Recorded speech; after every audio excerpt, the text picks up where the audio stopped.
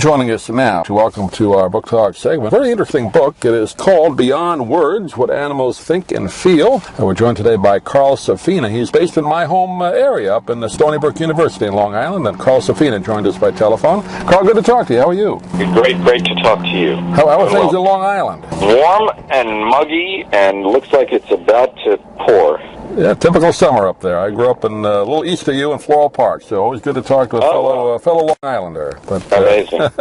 Well, you're in a good spot up there, obviously, if you studied the ocean and all that. But yes. Basically, this book kind of combines the animals of elephants and whales you studied to kind of see how they think and feel. That's an interesting premise of the book. What gave you the idea? I've always just been super interested in animals. They're beautiful, they're interesting, they're fascinating. I've always liked to know what do they do and why do they do it, and that's what this book is about.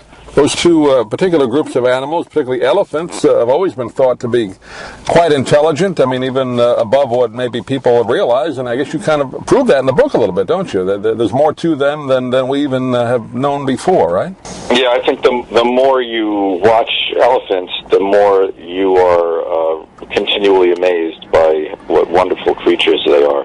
I know they touched me really deeply in the weeks that I was with them. How did you put together your study of them? What was your process of doing that? How long did you spend with them?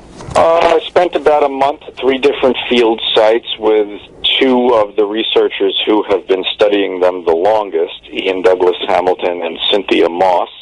They've each been involved with elephant studies for about 40 years.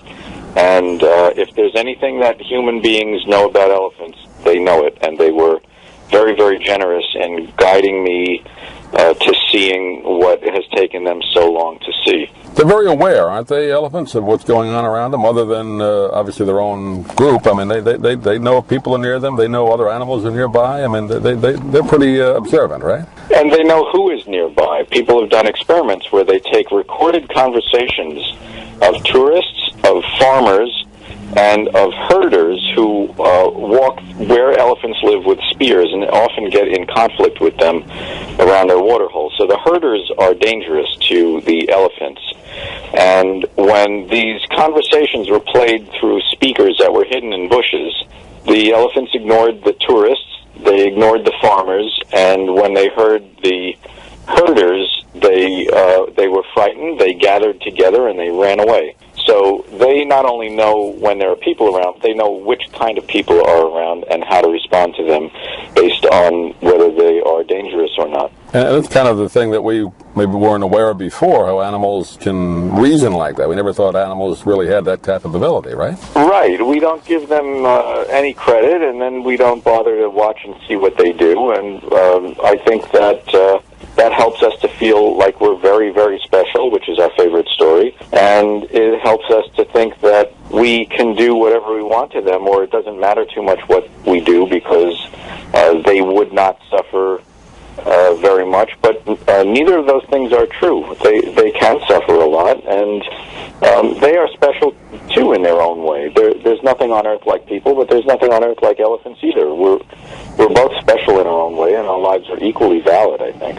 Yeah, I've seen the videos where they'll show an elephant may die, or a young elephant, one of the child elephants die, and you can see them grieving, which you didn't always think animals would do. So that happens. Yes, they absolutely do, and then they often, for a very long time afterward, they will visit the bones of an elephant that they knew in life. There's always been that cliche, elephants never forget. I guess there's some truth to that, right? They have good memories. They have incredible memories, and there's a lot of truth to it. They basically remember where they are, who they knew. If they haven't seen them for many, many years, they can recognize other individuals. If there is a drought, they remember where the last food and water was in the last drought that may have been many years earlier, and the older ones will lead the family away and try to survive that way. So yeah, there's a lot of truth to the idea that elephants never forget. And they really have no natural enemies in the wild, right? Other than, I guess, man, right? I mean, no other animal really goes after an elephant in the food chain. Is that right? Or are they not an adult elephant? No. I mean, lions and hyenas can attack and eat babies if they find them somehow vulnerable. But the adults are very protective, and of course, they're subject to diseases and accidents and things like that kill Yeah, they have. There's nothing that regularly hunts elephants. They've outgrown their predators, except for one. Yep. And that's us.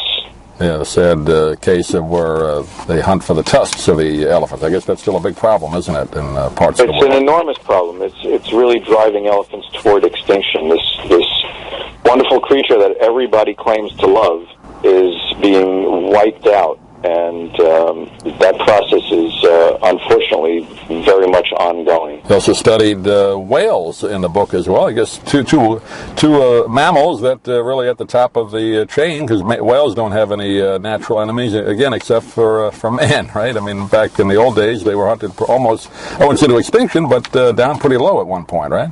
Yeah, there are a couple of whales were completely wiped out in a couple of different oceans, but remain in other oceans. So they were hunted to extinction in a couple of places, a couple of oceans. The gray whale used to live in the Atlantic. There were no gray whales in the Atlantic anymore. They almost were wiped out in the Pacific, and they've largely recovered in numbers over the last century or so. And I was focusing more on killer whales.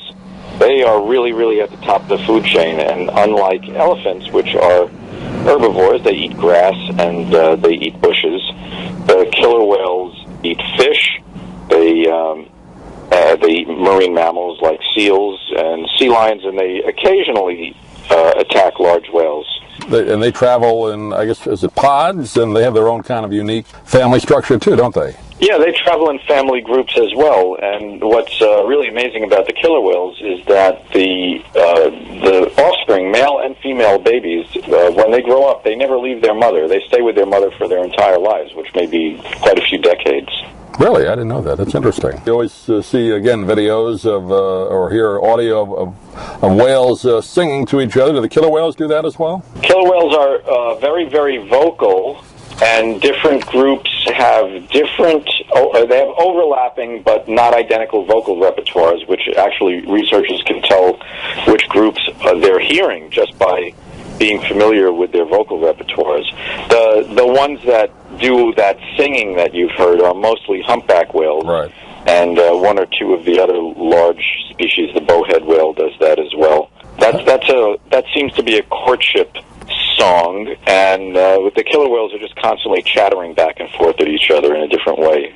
How is their intelligent level, the killer whales? Pretty good? It's mind-boggling. They have gigantic brains, and they are unbelievably smart, incredibly smart. That's good to hear. I know there's been some controversy of some of the killer whales kept in some of the theme parks, which is kind of right, lately. Right. But I always look at them like they seem like they're pretty smart animals. So they are. They're exceptionally smart animals. Everybody that I know that has worked with killer whales is very humbled by them and is continually astonished by not only their intelligence, the way you think of like a dog can learn quickly. It's a lot more than that. They seem to be very, very insightful. They are constantly figuring things out, and their minds are going constantly. I know we have limited time today, but it's a fascinating book. Again, it's called Beyond Words, What Animals Think and Feel, and it's about the elephants and the killer whales. Great insight into it by our guest, Carl Safina, today. And Carl, do you have a website you want to give out? People can get a hold of the book or get a hold of you? Sure. The website for the book is beyond-words.net.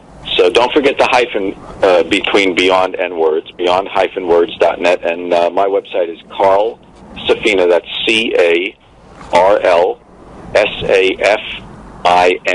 CarlSafina.org. Great. Carl, pleasure talking to you. Again, good luck with the book. I know it's getting a lot of great press already, and hopefully we can talk to you again. Thanks for joining us. Yeah, sounds great. Thank you so much. If you'd like to order the book we're talking about, please go to DougMilesMedia.com and enter the author's name in the Amazon search box.